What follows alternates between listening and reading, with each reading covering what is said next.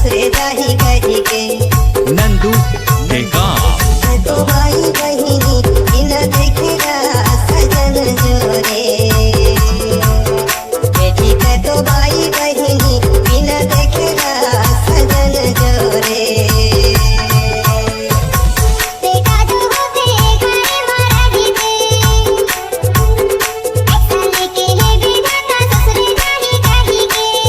नंदू टेका